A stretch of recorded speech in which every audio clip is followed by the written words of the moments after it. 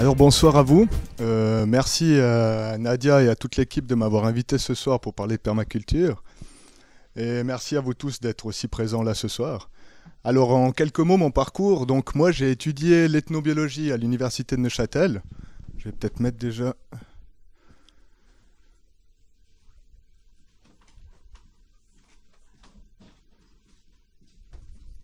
Donc j'ai étudié l'ethnobiologie qui est une formation interdisciplinaire entre l'ethnologie et la biologie. Et puis en parallèle à ça, je me suis rapidement intéressé en fait à la permaculture. On a lancé l'association Permaculture Valais maintenant en 2005 déjà. Et puis je me suis formé donc en parallèle en ethnobiologie et en permaculture. Et j'ai eu envie de faire mon travail de fin d'études, de fin de master, mon mémoire sur la permaculture et le sol. Donc d'un côté, les problèmes de gestion actuelle des sols, de la fertilité des sols et des techniques agricoles, et de l'autre, le rôle social en fait des nouveaux agriculteurs alternatifs avec ces nouveaux enjeux environnementaux. Et pour ça, j'ai eu la chance d'aller visiter plusieurs domaines en France, en Belgique, en Suisse romande, de faire des interviews avec beaucoup de permaculteurs, et ainsi de pouvoir voir en fait une diversité de projets qui existent actuellement, essentiellement en francophonie, je dirais. Et en parallèle à ça, en fait, j'ai aussi des terrains agricoles, donc j'ai aussi pratiqué la permaculture. J'ai une vigne de 1000 mètres carrés, et à côté de ce où ça fait maintenant 10 ans qu'on travaille la vigne et 3 ans qu'on fait du vin. Et à côté de ça, j'ai aussi, depuis 3 ou 4 ans, je me suis lancé dans le jardinage naturel, avec une méthode de culture sur but, que je vous présenterai juste après. Et bienvenue aux derniers arrivants. Alors, les origines de la permaculture. Alors la permaculture, elle est née en 1978 sous la plume de Bill Mollison et de David Holmgren, qui sont deux Australiens, qui ont écrit le fameux manuel Permaculture 1. Et en fait, la permaculture, elle tire ses origines de deux types de savoirs. D'un côté, les savoir-faire traditionnels qu'on retrouve sur la planète. Là, on a un exemple de terrasse en Amérique du Sud, mais ça peut être les aborigènes, la culture des aborigènes d'Australie ou autre. Et en parallèle à ça, il y a toute la théorie écologie et la théorie des écosystèmes qui fait son apparition dans les années 70. Donc la permaculture, c'est un mouvement qui a voulu mêler ses apports scientifiques et les savoir-faire traditionnels. Et la permaculture, elle s'inspire beaucoup de l'agriculture naturelle de Masanobu Fukuoka, qui est un japonais. Et en fait, lui, il développe une agriculture sans labour, sans pesticides, sans insecticides, sans aucun engrais.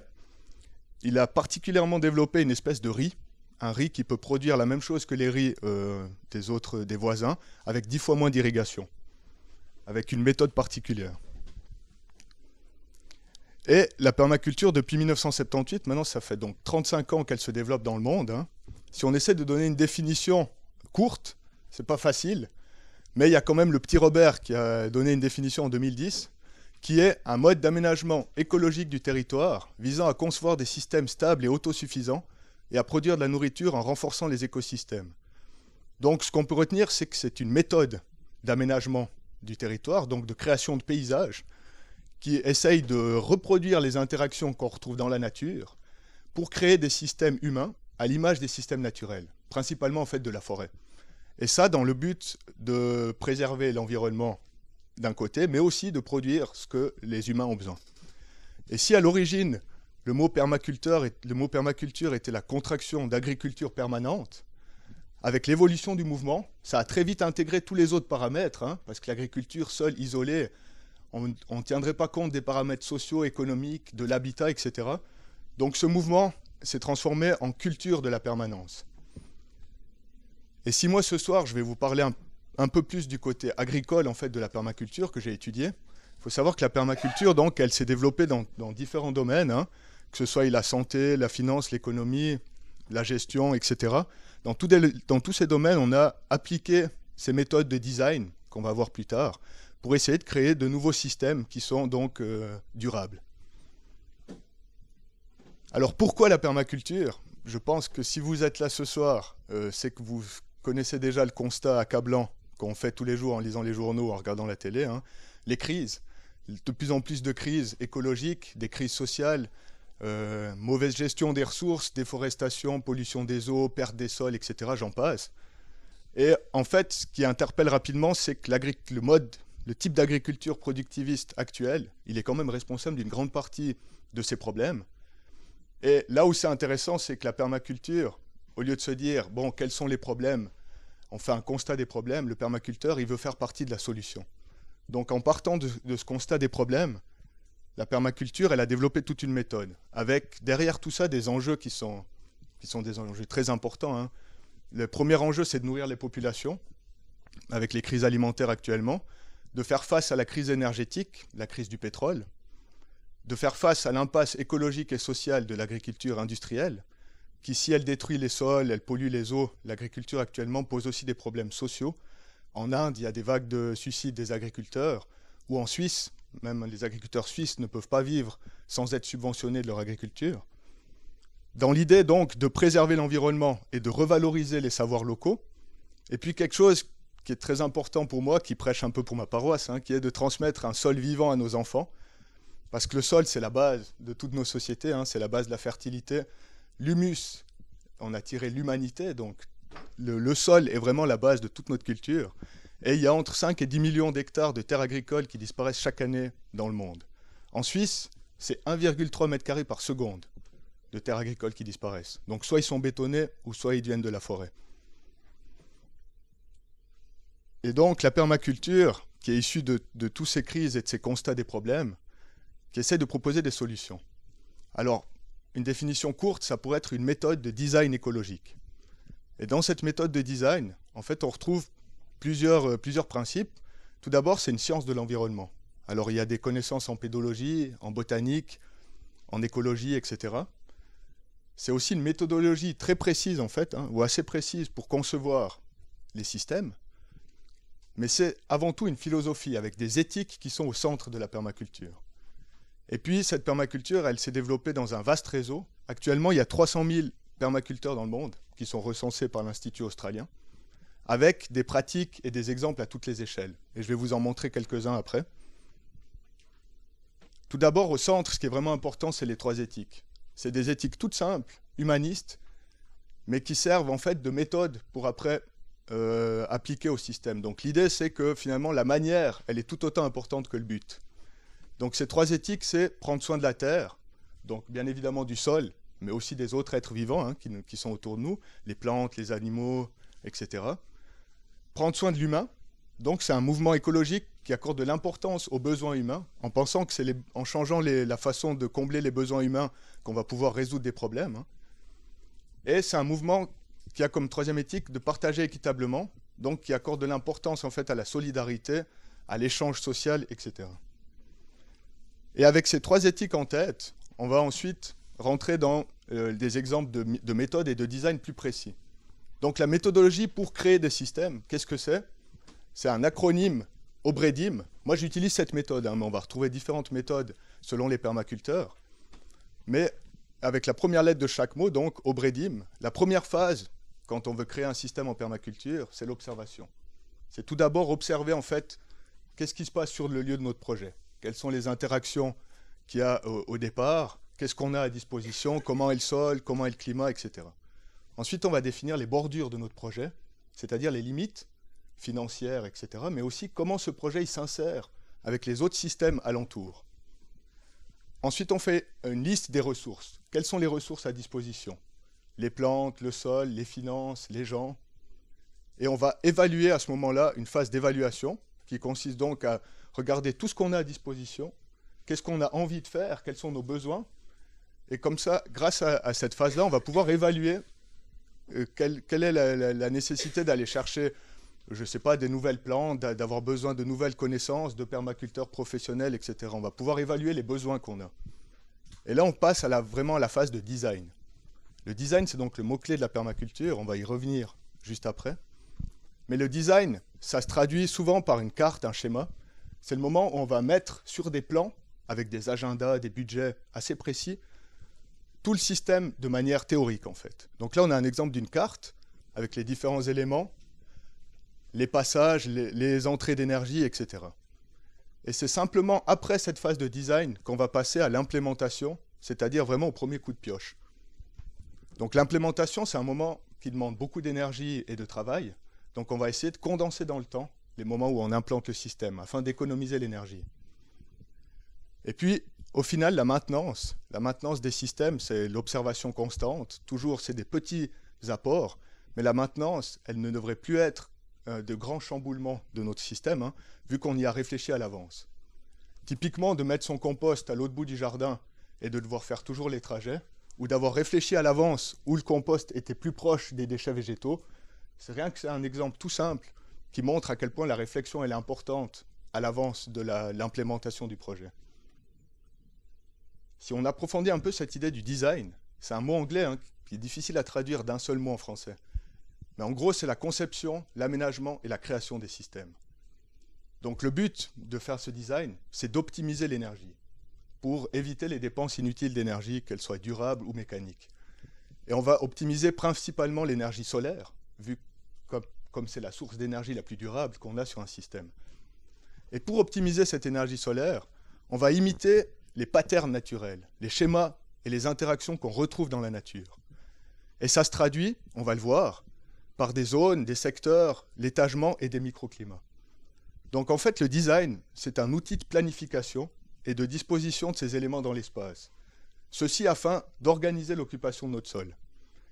Et on le voit bien, le design, il provient d'une longue réflexion de la part du concepteur. On dit en permaculture que c'est 10 heures de réflexion pour 1 heure de travail, contrairement à actuellement où on fait 1 heure de réflexion pour 10 heures de travail. Alors là, un peu des exemples des principes qu'on retrouve dans la nature et qu'on va essayer d'imiter dans nos systèmes en permaculture. Alors on va essayer de recréer des microclimats par exemple. Les microclimats vont nous permettre de cultiver des plantes qui ne pousseraient pas avec le climat actuellement, mais en modifiant, en rajoutant des pierres, en mettant des haies, etc., on peut faire pousser d'autres types d'espèces.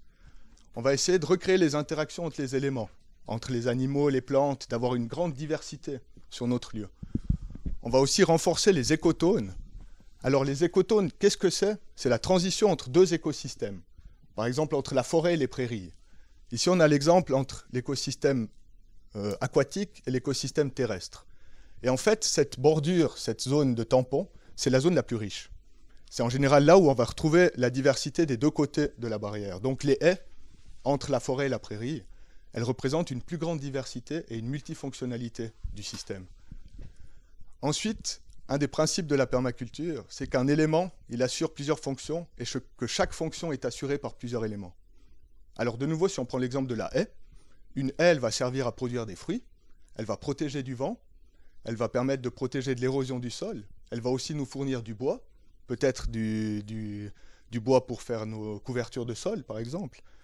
Et en même temps, en fait, le bois de la couverture de sol, il est fourni par d'autres arbres, la nourriture, elle est fournie par les légumes, donc chaque fonction, elle est assurée par d'autres éléments. Et ça permet, cette diversité, elle permet que s'il y a un problème, il y a une variété de réponses dans notre système qui permettent d'éviter ou de résister à ce problème. Et derrière tout ça, le modèle, ça reste l'écosystème forêt, on va le voir. Alors, l'exemple des zones, ici on a agencé notre système en zones. On voit en choisissant différents types d'espèces et de hauteurs d'arbres dans notre plantation, on a créé 3 zones. Et les zones, en fait, c'est pour... c'est afin d'optimiser les facteurs externes au système. Donc dans notre cas, c'est le soleil et la pluie. Hein. Là, on a choisi les arbres en fonction de la hauteur du soleil durant l'année et durant la journée. Mais ces zones, elles servent aussi à protéger des accidents externes au système. Ça peut être les éboulements, les crues. Hein. En entourant notre système d'arbres et de haies, on va éviter des problèmes d'inondation ou des problèmes d'éboulement. Ensuite, à l'intérieur de notre système, on va créer des zones. Alors les zones, l'idée, c'est toujours d'optimiser l'énergie, mais l'énergie qui est à l'intérieur de notre système, donc l'énergie d'entretien. Dans le sens où on va régler nos cultures en fonction des besoins d'entretien que ces cultures elles ont et de la fréquence de passage qu'on va devoir avoir. Donc, plus on a besoin d'aller souvent dans une culture, plus elle est proche de la maison.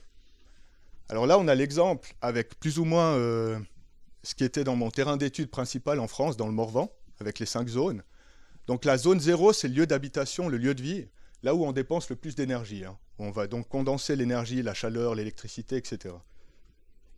Autour de cette habitation, on a la première zone, où on aura les cultures utilisées de manière intensive.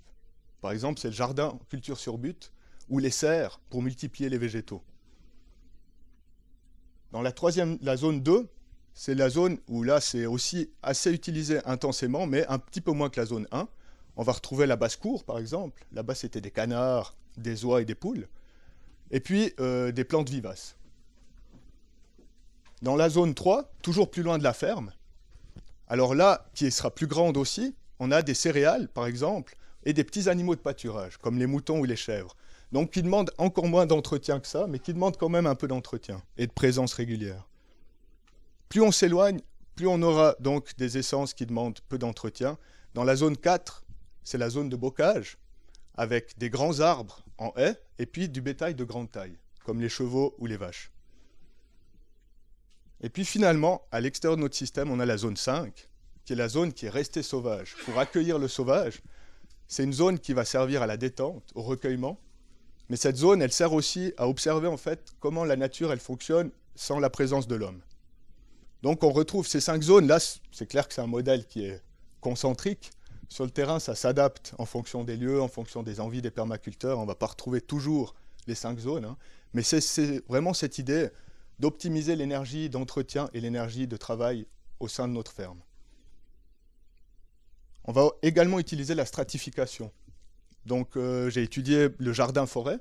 Le jardin-forêt, c'est l'idée de répéter les différents étages qu'on a dans la forêt naturellement. Donc un étage de grands arbres tout au sommet, ça peut être des cèdres ou des hêtres ou des grands arbres fruitiers. Un étage d'arbres un petit peu plus petits, comme les pommiers, les pruniers, tous ces arbres fruitiers qu'on connaît. Un étage d'arbustes, de buissons, avec les groseilliers, les glantiers ou d'autres.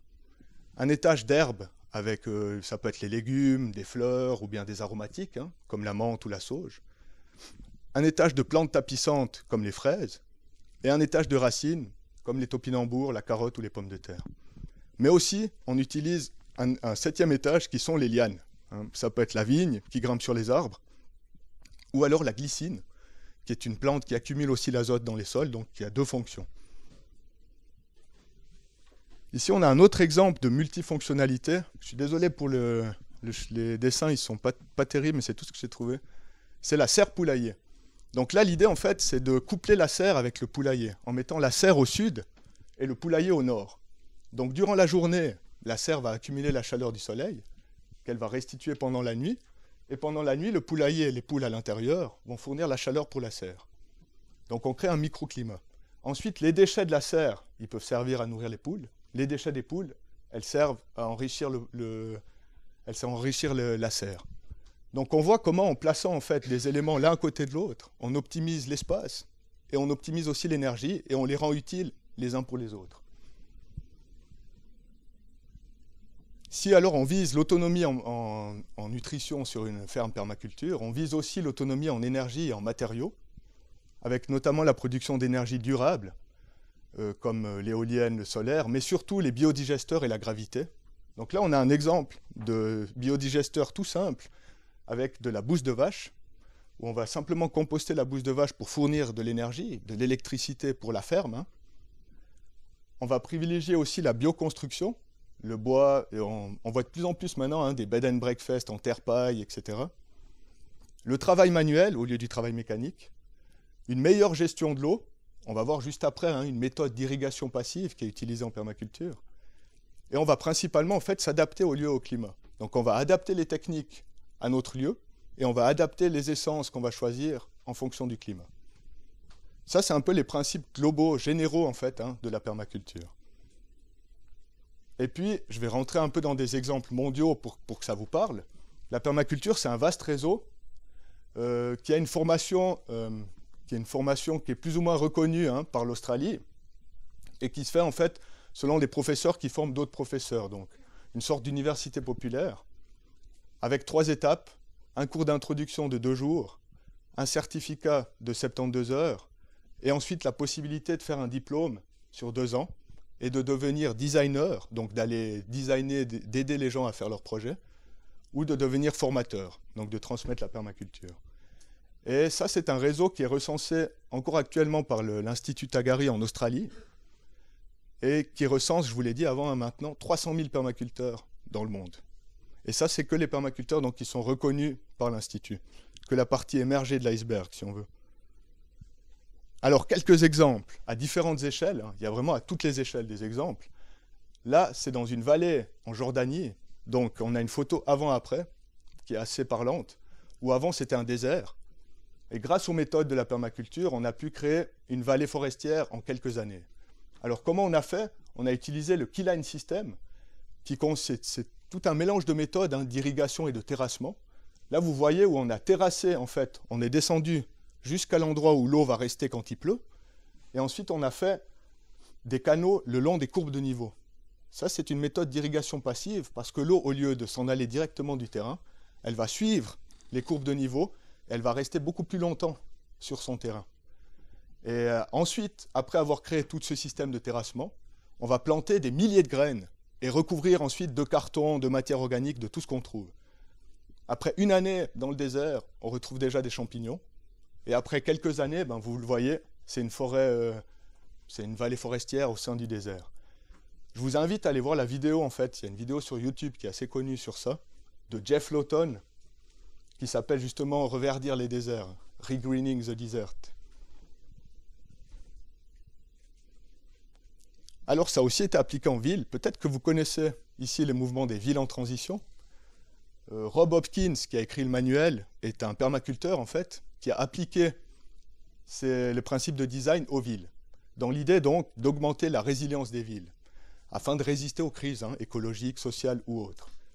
Actuellement, il y a plusieurs villes et pays en transition, hein. Je ne sais pas ce qu'il en est canton de Vaud, mais on a Valais en transition, Sion et Martigny en transition par exemple, avec plusieurs projets d'éco-village aussi. Alors ce qui est important dans les villes, c'est de se dire que maintenant, il y a plus de la moitié de la population mondiale qui vit dans les villes. Donc c'est un enjeu important. Et on a l'exemple de Cuba.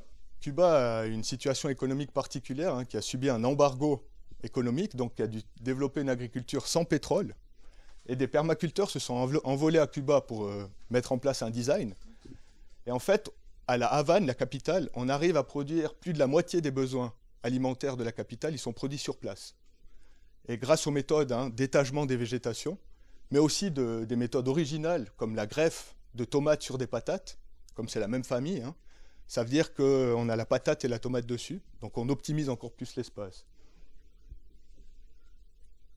Alors en ville, il y a deux tendances en permaculture. La première qui est d'augmenter l'autonomie en cultivant les espaces verts et les friches, en produisant à la maison ou en faisant des immeubles autonomes, et de recréer des liens sociaux. C'est-à-dire récupérer les déchets verts, hein, des villes en faisant du compostage, etc. Les marchés, l'agriculture contractuelle, que vous connaissez peut-être, hein, le contrat direct entre paysans et consommateurs, ou les SEL, des systèmes d'échange à l'heure, 1 heure d'informatique contre 1 heure de jardinage contre 1 heure d'autre chose, et les échanges avec les paysans des environs. Donc c'est axé sur ces deux principes, hein. D'un côté, augmenter l'autonomie des villes, et de l'autre, recréer les liens entre les gens. Là, on a deux exemples de design sur des petites surfaces, hein. On peut cultiver des champignons dans sa cave ou sur son balcon, avec des sacs de substrat qu'on peut commander sur Internet et faire ses propres champignons à la maison. Comme on sait que la plus grande dépense d'énergie dans l'alimentation, c'est le transport. Plus on produit près de chez soi, moins on dépense d'énergie. Et là, on a un exemple de spirale aromatique. Peut-être vous connaissez aussi ce qui est un des principes de la permaculture qui a maintenant été adapté au commerce, hein, parce qu'on trouve des spirales à acheter dans le commerce toutes faites. Mais l'idée, c'était d'avoir différents milieux, en fait. Au sommet, il y a moins d'eau, et on met une terre plus sableuse. Et plus on descend, plus il y a de l'eau et plus la terre est riche. Donc au sommet, on va mettre du thym et du romarin, par exemple. Et plus on descend, plus on aura des plantes gourmandes en eau et en nutriments. À la fin, on pourrait avoir de la menthe, par exemple. Alors là, on a d'autres photos en milieu urbain en Australie, où ça fait le plus longtemps que la permaculture est pratiquée. Là, c'est sur une terrasse d'immeuble. Et puis là, on a un avant-après, à partir d'une pelouse typique. Et puis le résultat, le jardin-forêt. Donc visuellement, on voit déjà aussi le choc, hein. En climat tropical, là, on a un exemple de jardin-forêt au Salvador, en Amérique centrale. Donc on voit bien les étagements de végétation, hein, cultivés à tous les étages. En climat tempéré au Portugal, sur cette photo, on voit bien aussi le design de l'eau, hein, tous ces systèmes de cuvettes avec la mare au fond qui permettent à l'eau de rester beaucoup plus longtemps sur le terrain. Ça, c'est un exemple que je vous invite aussi à aller regarder sur Internet, qui est le jardin des fraternités ouvrières en Belgique. Au plein centre d'une petite ville de Belgique, Moucron, il y a 300 mètres carrés où il y a 5000 espèces qui poussent dessus. 3000 espèces d'arbres et 2000 espèces de légumes. Donc c'est vraiment quelque chose de très dense, très intense, avec tout un principe d'échange de graines et de semences. C'est des jardins ouvriers qui se sont mis ensemble et qui fonctionnent comme ça. Et c'est vraiment un superbe exemple si vous avez l'occasion de visiter ça. Sinon, on a un exemple qui est très parlant pour nous dans nos climats alpins et montagnards, c'est Sepp Holzer en Autriche, qui a écrit un livre. À ce sujet, sur le site permaculture.ch, si jamais vous retrouvez les livres qui existent en français, vous pouvez les commander. Alors Sepp Holzer, c'est un fermier qui a 40 hectares et qui a lancé un système de permaculture dans une vallée qui est considérée comme la Brévine de l'Autriche, donc une des vallées les plus froides en Autriche, où c'était une monoculture de sapins. Et grâce justement à toute la multiplication des microclimats, grâce aux mares, aux haies, à la création de buttes, à l'entassement de cailloux, etc., il arrive à faire pousser des citrons à 1200 mètres d'altitude. Donc c'est vraiment un exemple, lui, assez frappant, de comment, en multipliant tous ces designs, toutes ces infrastructures, on arrive à cultiver à peu près n'importe quel fruit et légumes, même à 1200 mètres d'altitude dans une vallée froide où c'est que des sapins qui poussent. Donc il y a plusieurs vidéos qui circulent sur lui aussi sur Internet, qui sont assez marquantes, que vous pouvez voir. Et puis, en climat tempéré, dans notre jardin, la culture sur butte. On va en rentrer un peu plus en détail après. Ça, c'est une culture sur butte qu'on avait fait, nous, en Valais, à Ayen. On voit bien la polyculture de légumes. Et puis ici, on a la poule dans notre jardin. Pourquoi la poule? Parce que la poule, en fait, elle sert à désherber et à manger les limaces et tous les insectes indésirables. Par contre, elle mange un petit peu plus nos légumes. Donc, les permaculteurs ont inventé ce qu'on appelle le tracteur à poules. Alors, ce n'est pas une poule qui tire un tracteur. C'est une sorte de grillage qu'on déplace sur le terrain avec les poules à l'intérieur. Comme ça, on peut désherber que les zones qu'on a choisies. Et la poule, elle ne va pas manger nos légumes. Par contre, on dit aussi en permaculture, j'ai planté des salades et j'ai récolté des canards. Pourquoi? Parce que les canards, ils mangent les limaces. Et les canards ne mangent pas les légumes. Donc, c'est certaines variétés de canards qui sont utilisées. Le coureur indien, par exemple. C'est des canards qui mangent toutes les limaces et qu'on peut laisser en liberté dans son jardin. Donc, souvent, Bill Mollison, il disait, vous n'avez pas un problème de limaces, vous avez un manque de canards. Là, je vais rentrer un peu plus en détail dans mon terrain d'étude, qui est le Morvan, en France, en Bourgogne. Donc, c'est 32 hectares. Avec au milieu une ferme qui existait déjà. Eux, ensuite, sur place, ont rajouté 2 bâtiments, donc un bâtiment en terre-paille et un bâtiment en rondin de bois pour pouvoir accueillir les visiteurs. Cette ferme, elle fonctionne sur le principe du WOOF, peut-être vous connaissez aussi, qui est le principe de travailler une moitié de la journée et d'être nourri et logé en échange. Donc moi, j'ai pu participer au travail et en même temps avoir une demi-journée pour faire mes enquêtes de terrain. Donc lui, il a développé en fait une polyculture sur 32 hectares entre les animaux, les légumes et surtout les arbres fruitiers. C'est surtout ça sa passion. Et il a fait les différentes zones selon le principe de la permaculture. Avec une première zone, la zone 0, la maison. La zone 1, où il y avait la culture sur butte. Tout le système de phytoépuration aussi, traitement des déchets, de l'eau de la maison et le compostage. Et dans la zone 2, juste autour, il y avait le petit bétail, les petites basses-cours, les poules, les canards, etc. Ensuite, la zone 3, c'est un verger pâture. On va voir quelques photos un peu plus loin, où il mélange justement les arbres fruitiers et les animaux.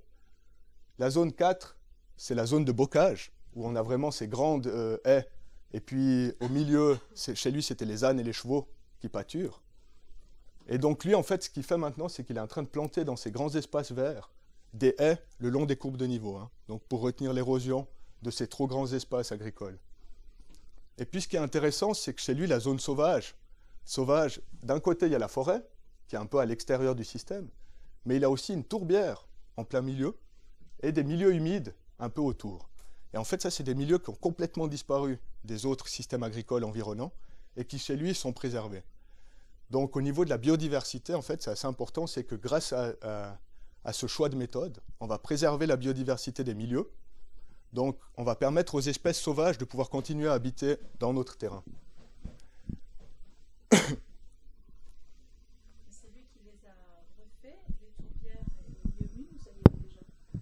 Alors c'est déjà des tourbières, ouais. Mais elles ont été exploitées, les tourbières, par les agriculteurs, hein, pâturées à l'excès, ou bien plantées. Dans la région, ils font de la plantation de pin Douglas, pour les sapins de Noël surtout. Donc c'est des coupes, après c'est des coupes à ras, à blanc. Donc la gestion agricole, en fait, autour de ce système, elle a fait disparaître ces milieux. Mais ils sont toujours existants, en gros. Mais ils sont plus revalorisés, en fait, sauf sur ce terrain. Et ce qui est intéressant là aussi, c'est de se dire, lui, dans la tourbière, par exemple, il va la préserver, mais il va aussi rajouter des myrtilles. Comme ça, les myrtilles, elles aiment bien ce milieu de la tourbière. Donc il va en plus choisir les espèces en fonction des types de milieux, hein. Les cornouillers pour les milieux plus secs, des bouleaux ou des saules pour les milieux plus humides. Donc il va choisir encore les espèces cultivées en fonction des milieux sauvages. Ça, c'est le résumé de ses principales pratiques agricoles. Donc, ce qui est intéressant, c'est qu'il n'y a aucun travail du sol, aucune fertilisation minérale, aucun pesticide, aucun insecticide. Donc, qu'est-ce qu'il fait au niveau du travail du sol? C'est principalement aucun travail. Donc, c'est le sol qui travaille à notre place. Il fait de temps en temps, il utilise des petits outils, comme la grelinette, qui est un outil avec des pics, hein, qui permet d'aérer le sol sans le retourner. Donc, au niveau de la fertilisation du sol, c'est aussi le principe d'autofertilisation. C'est d'entretenir un sol vivant. Mais dans la culture sur butte, on a beaucoup d'amendements, hein, beaucoup de compostage, parce qu'on prélève beaucoup de légumes, donc il faut ramener la nourriture au sol. Au niveau de la protection contre tout ce qui pourrait être maladie, hein, mauvaises herbes, insectes indésirables, etc., en fait, en recréant un système équilibré, les espèces invasives, elles vont rencontrer leurs prédateurs ou leurs parasites à elles. Donc en ayant une diversité d'espèces sur le lieu, on évite une grande partie des problèmes actuels au niveau des maladies. Par contre, il choisit aussi des espèces résistantes, hein, au lieu des espèces actuelles qui résistent moins bien aux maladies. Et on a aussi l'intégration des animaux, hein, comme on l'a vu, le canard, pour lutter contre les limaces, par exemple. Ensuite, au niveau de la taille et de l'irrigation, sur son terrain, il y a très peu de taille et d'irrigation, en fait. Quasiment aucune irrigation, à part au moment où on met les plantes en terre. Sinon, ensuite, on n'a plus du tout d'irrigation. Il vit dans un climat qui est assez humide quand même, hein, qui n'est peut-être pas comparable au Valais, mais c'est en gardant une couverture du sol constante. Et puis, à plus grande échelle, c'est grâce à ces systèmes d'irrigation passive, grâce aux mares, au terrassement et aux haies le long des courbes de niveau, qu'on arrive à garder l'eau sur le terrain. Puis au niveau de la taille, en fait, plus on est proche de la maison, plus il taille les arbres petits, et puis plus on s'éloigne, plus la taille est naturelle. Alors là, on a l'exemple du verger pâture, avec, on le voit bien, hein, des petits îlots entourés de grillages, où on a les 3 étages de végétation, grands arbres, arbustes et plantes vivaces. Et ici, entre deux, le passage pour les animaux qui broutent, qui tondent le gazon, et pour les humains aussi, hein, qui peuvent passer et faire leur récolte, un peu comme un self-service. Donc les gens qui viennent visiter font leur récolte, à la sortie de la ferme, ça va être pesé, et lui, il va prendre le prix de prélèvement de la récolte. Et maintenant, on le voit un peu plus loin sur le terrain. Donc là, on n'a plus besoin d'avoir des protections de fils barbelés, hein. Il a choisi de mettre des espèces épineuses au lieu d'avoir des fils barbelés. Donc du genêt, de l'ajonc ou bien de l'aubépine, qui font fonction de barrière pour les animaux qui broutent.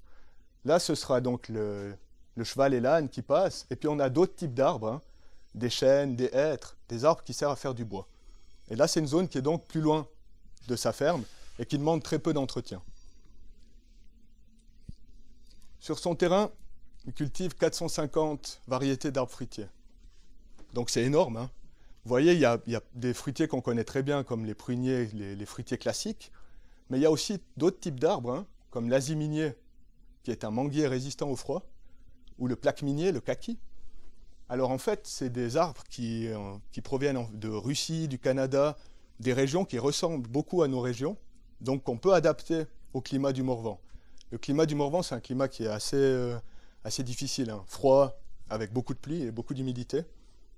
Mais pourtant, dans ce climat-là, il arrive à cultiver du poivre et des yuccas, donc des plantes beaucoup plus exotiques, hein, grâce justement à ces créations de climat. Et puis, il y a aussi d'autres arbres qui servent en fait à engraisser le sol.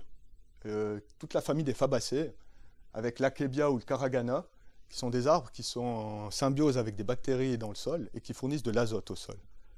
Donc on voit en fait toute cette collection d'arbres fruitiers, soit des espèces sauvages anciennes, ou soit des espèces qui viennent des mêmes climats que les nôtres.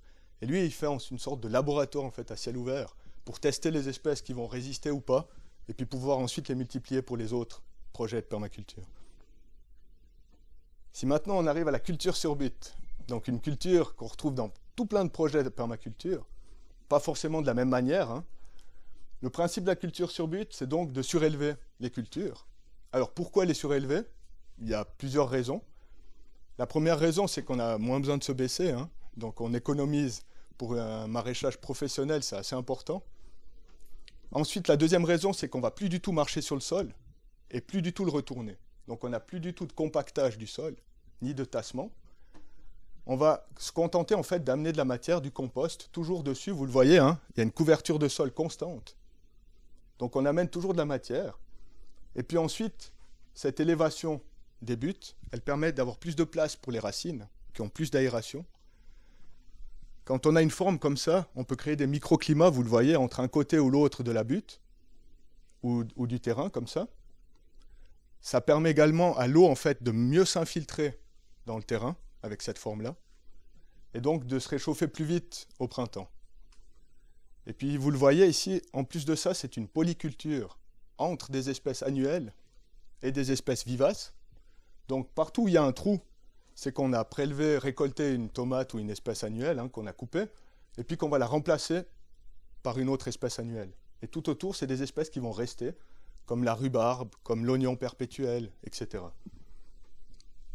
On va aussi réfléchir en fait aux associations d'espèces pour optimiser l'espace, hein, en mettant les plus grandes derrière, avec à chaque fois un arbre au sommet des buttes. Optimiser l'espace, mais aussi pour que les espèces elles s'aident entre elles en fait. On va choisir les associations encore.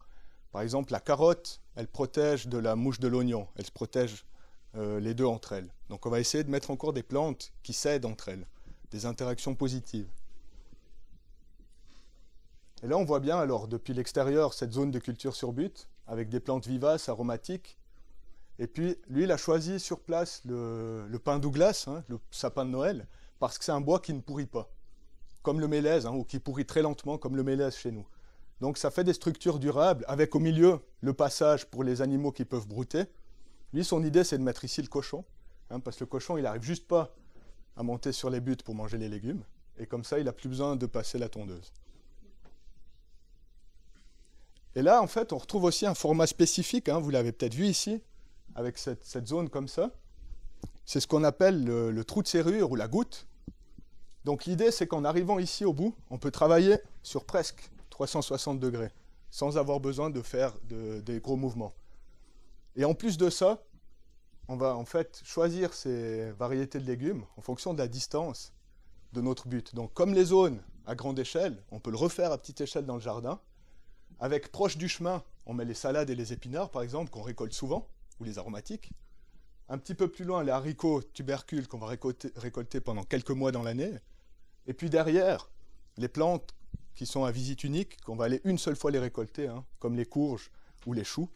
Donc on va mettre peut-être un pas sur le sol pour aller chercher le dernier légume, mais vu qu'on ne le fait qu'une seule fois dans l'année, on évite les problèmes de compactage.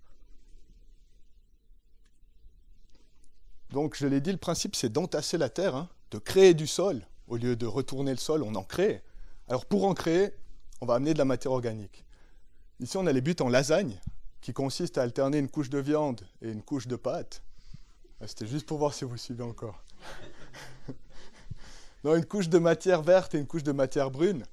Donc, une couche qui contient plus de carbone, comme la paille ou les feuilles mortes, et une couche qui contient plus de matière verte azotée, comme la tonte d'herbe, les feuilles vertes ou les feuilles qui viennent d'être broyées. Donc l'idée, c'est d'équilibrer ces deux apports dans notre sol, hein, carbone et azote. Carbone et azote, c'est vraiment les deux mamelles qui sont importantes pour comprendre les sols et le compostage, hein. C'est la même chose pour notre compost. Un compost qui est trop humide, c'est parce qu'il lui manque de matière carbonée, et un compost trop sec, il va lui manquer de matière azotée. Donc ça, c'est vraiment l'équilibre important pour les sols, carbone et azote.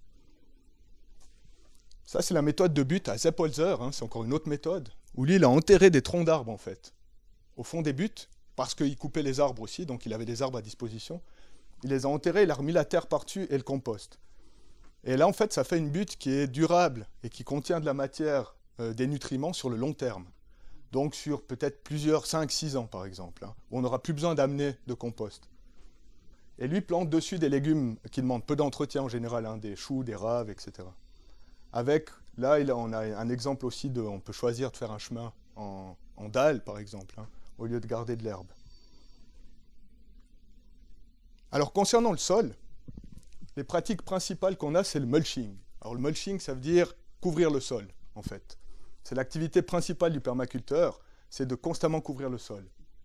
Alors soit au moyen de végétation vivace, donc des plantes qui restent là toute l'année et qui couvrent le sol, soit alors des plantes qui produisent beaucoup de litière, comme les topinambours, hein, les tournesols, les consoudes, qui produisent donc beaucoup de matière et qu'on peut utiliser pour couvrir le sol, ou alors au moyen de copeaux de bois, donc simplement soit du bois broyé, soit du BRF, on va voir juste après qu'il y a une méthode un peu plus spécifique. Puis ce qui est important dans la culture sur but, c'est de toujours ramener la nourriture qu'on a prélevée. Donc compostage, vermicompostage et toilettes sèches. Je pense que vous connaissez tous le compostage. Le vermicompostage, c'est donc à l'aide de vers de terre, principalement une espèce Eisenia foetida qui est utilisée. Donc on élève des vers de terre qui travaillent à notre place. Hein. Et les toilettes sèches, sur place, on va aussi composter les excréments humains au moyen d'un compostage particulier. Ensuite, au niveau de la protection du sol, il n'y a plus aucun labour. On a diminué le compactage hein, grâce à un élevage extensif et à la création des buttes, et de très peu de machines sur place aussi. Et l'érosion est maîtrisée grâce aux haies, aux couvertures végétales et au respect des courbes de niveau. Alors là, on a un exemple de bois raméal fragmenté, donc ce fameux BRF, qui consiste à couper des feuillus, donc pas des résineux, qui sont assez jeunes, de l'année. En général, on peut les trouver quand les communes font les tailles des haies au bord de route. Hein. On retrouve souvent des tas de copeaux. Et ces copeaux-là, en fait, ils sont idéaux pour réactiver la vie du sol. Pourquoi ? Parce qu'actuellement, on travaille beaucoup avec le compostage en agriculture biologique. Hein. On met en avant les bactéries du sol. Mais le BRF, il permet d'augmenter le mycélium qui est dans le sol, c'est-à-dire les champignons. Alors les champignons, c'est un peu encore les grands oubliés pour l'instant de l'agriculture. On a peut-être une mauvaise image encore hein, de la pourriture et du champignon, mais le champignon, il est tout autant important que les bactéries au niveau du sol. Donc cette méthode de BRF, elle permet d'amener en moins d'une année hein, le retour des champignons dans notre sol, ce qui permet d'augmenter le système racinaire des plantes.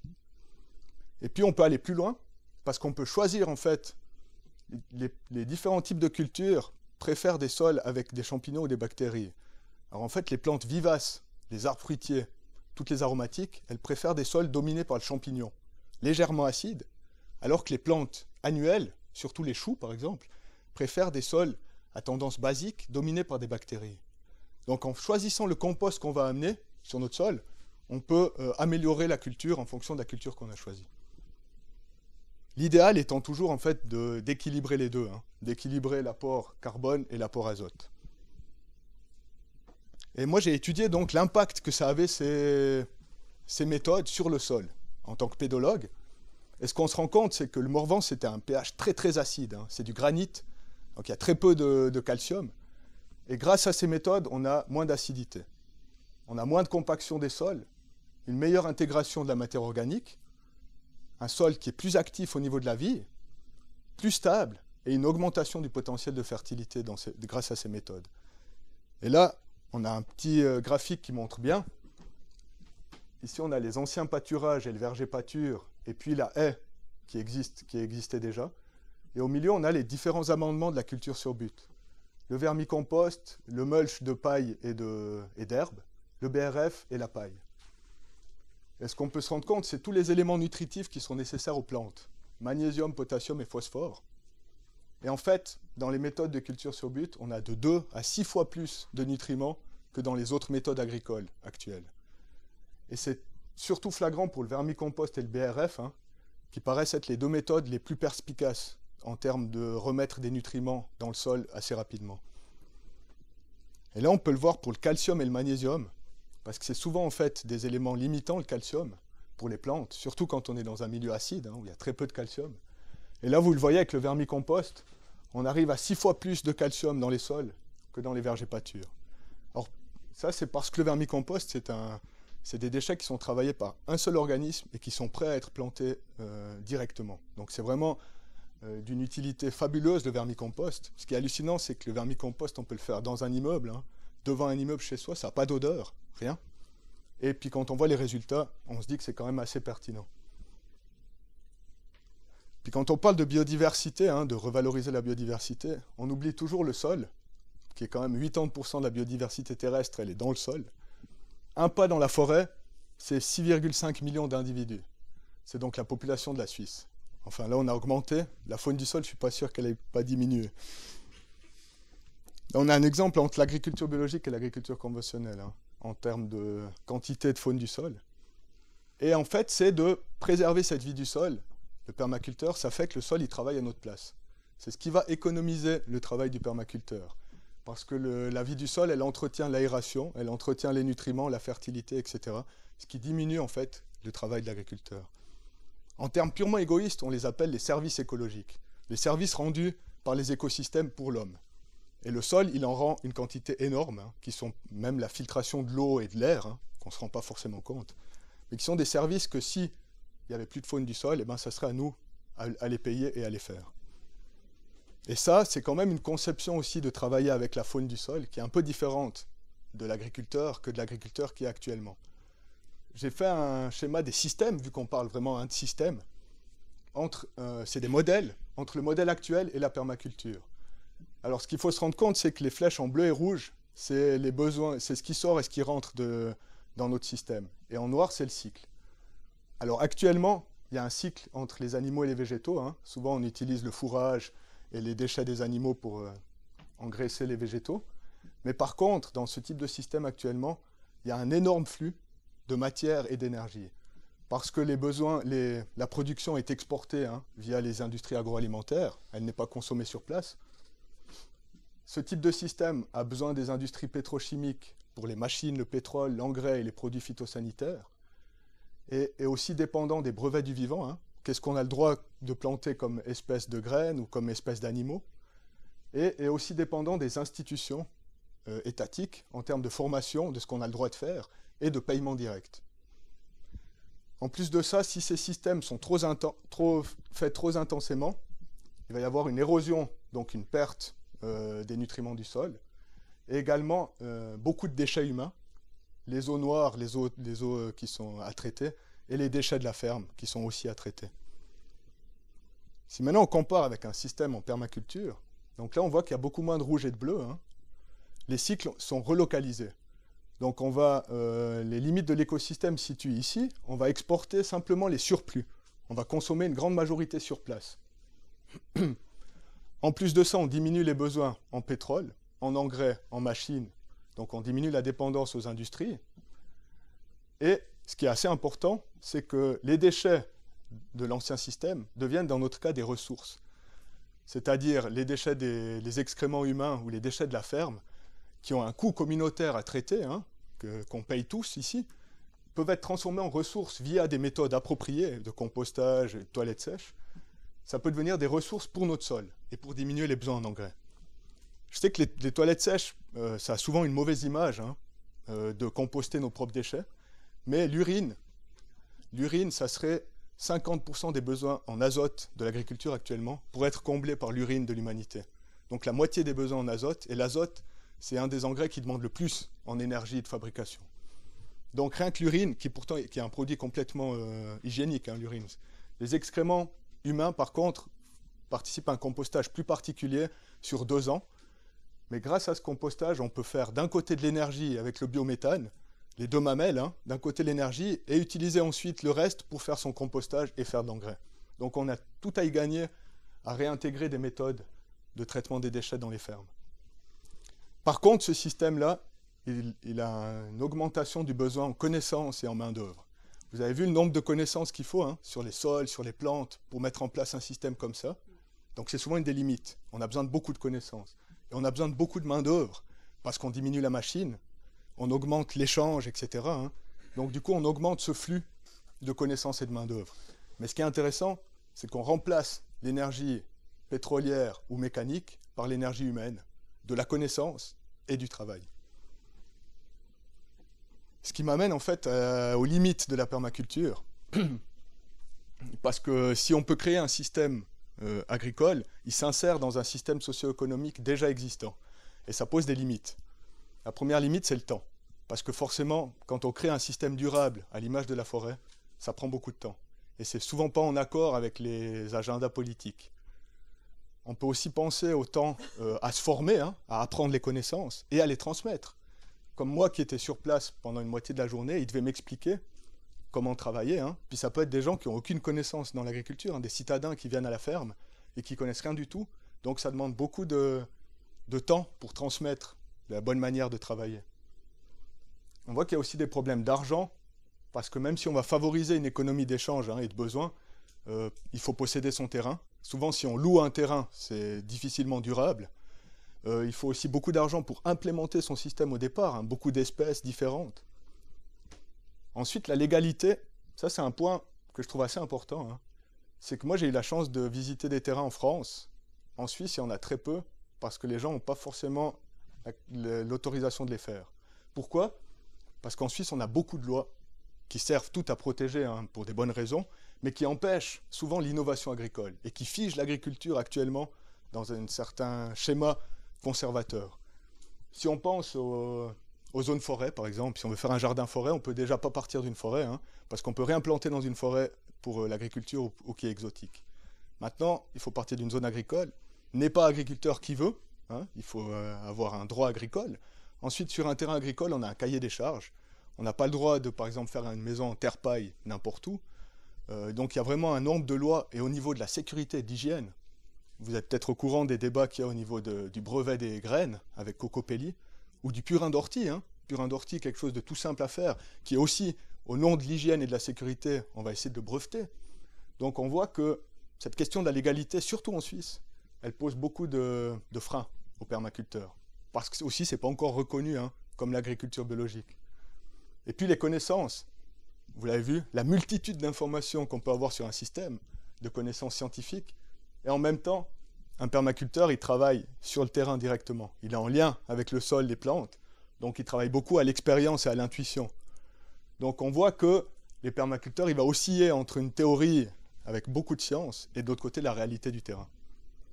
Et c'est ce que j'ai appelé d'un côté la biodiversité des permaculteurs, hein, parce que finalement les permaculteurs qui arrivent à vivre de l'agriculture en Suisse et en France, c'est comme des agriculteurs, il y en a très peu. Donc les permaculteurs, via le réseau, ils vont réussir à trouver des ressources, hein, soit en écrivant des livres, soit en faisant des conférences ou des cours, ou bien en faisant d'autres boulots à côté, paysagisme, etc.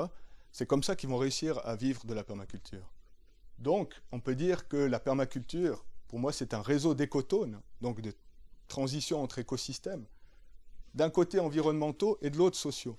Parce que c'est une transition entre des milieux très contrôlés et des milieux sauvages comme la forêt, et en même temps, c'est une transition entre des aspects très scientifiques de nous, très rentabilité, et d'autre côté des aspects très émotionnels liés au respect de la nature et d'autres.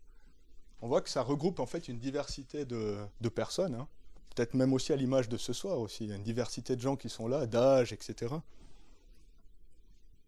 Et puis derrière tout ça, il y a des concepts qui sont porteurs de sens multiples, hein. Fertilité, biodiversité ou sol.